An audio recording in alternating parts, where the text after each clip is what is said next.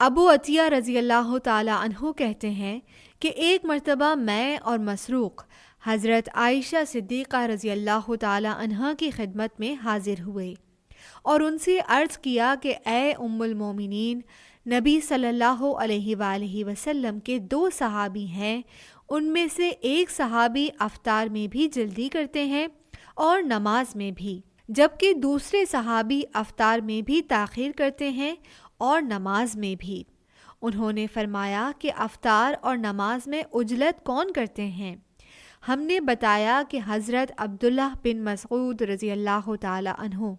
انہوں نے فرمایا کہ نبی صلی اللہ علیہ وآلہ وسلم بھی اسی طرح کرتے تھے، اور دوسرے صحابی حضرت ابو موسیٰ اشعری رضی اللہ تعالی عنہ تھے۔